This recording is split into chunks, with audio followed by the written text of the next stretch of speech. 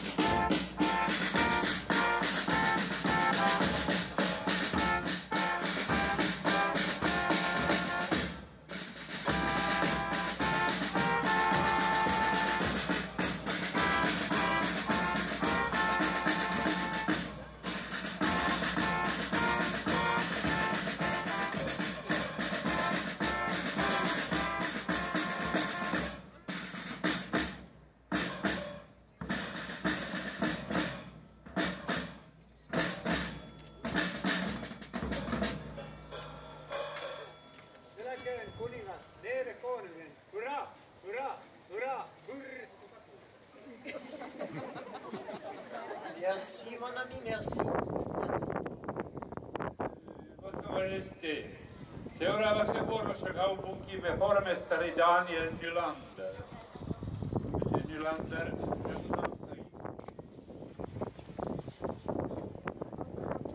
Teidän majesteettinne saan toivottaa teidät tervetulleeksi tähän vaatimattomaan ja palon jälkeen uudistuneeseen kaupunkiin, joka on maalattu ja repareerattu hyvään kuntoon teidän korkea-arvoisen majesteettinne kunniaksi.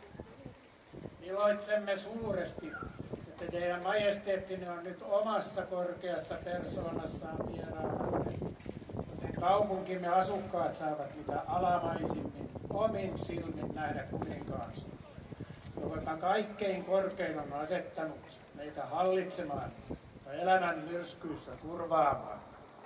Hänen majesteettinsa voi olla varma, että Porvoon väki tietää olevansa hänen majesteettinsa armollisessa suojeluksessa. Hänen majesteettinsa on uhrannut oman mukavuutensa tämän maan onnen ja turvallisuuden vuoksi. ja rohkaisee kansansa olemaan hänen uskollisia alamaisia, osoittamaan Jumalan asettamalle esivallalle rakko.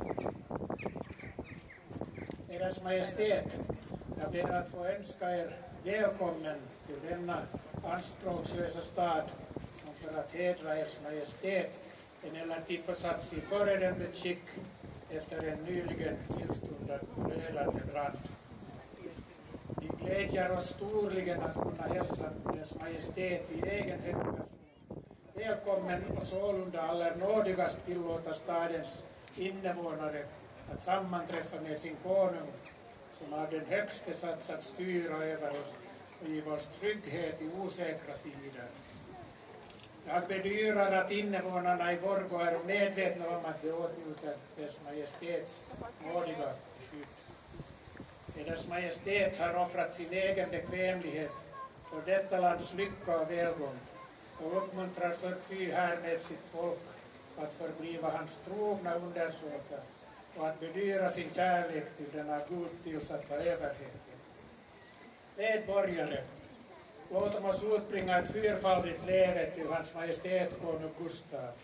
Kansalaiset, oottakaamme nelinkertainen eläköön huuto hänen majesteetilleen kuningas Gustav. Eläköön! Eläköön! Eläköön! Eläköön! Ja nyt seuraa hänen majesteettinsa tervehdys. Votre Majesté, je vous en prie. Minun rakkaat alamaiseni, me olemme saapuneet pitkän matkan takaa teitä tervehtimään. Ja me haluamme teidän kaikkien tietävän, että teidän hyvinvointi, onni, vauraus ja turva on meidän kaikkein korkein päämäärä. Me haluamme pitää huolen meidän kansasta, mutta me haluamme kertoa teille, että valtakunnan tärkeät asiat saavat hetken odottaa, että köyhin ja halvin teistä saa myös nauttia meidän säteilevä arvo. Me olemme jo tehneet moni uudistus, kun olemme saanut valta, ja me olemme säätäneet muun muassa se tortyyrilaki, joka kieltää kaikki kidutus kuulustelussa. Lisäksi me olemme ajatelleet, että kaikki kauppiassäätyt vapautetaan ne erilliset velvoitteet, mitä heille kuuluu, että he ovat sitten paremmin mahdolliset puolustamaan omaa etua ja valtakunnan hyvinvointi ja vauraus. Me olemme varmat, että näin sivistyneen ja hienon kivitalokaupungin rakenteista me löydämme paljon asiaa, mikä auttaa meitä paremmin vielä huolehtimaan meidän valtakuntaa ja maa. Merci.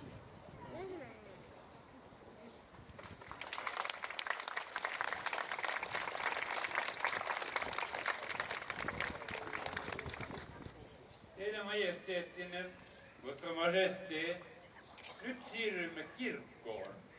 Pyydämme kansaa tekemään tietä kuninkaalle ja liittymään sen ulkoiseen arvonsa mukaisessa järjestyksessä.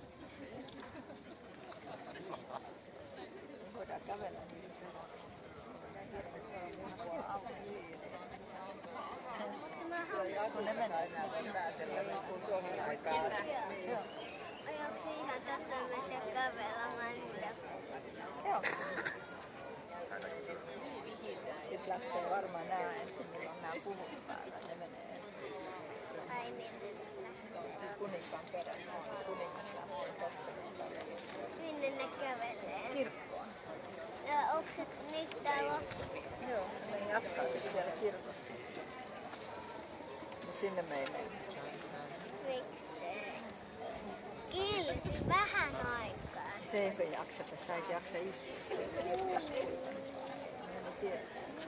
No jaksaa.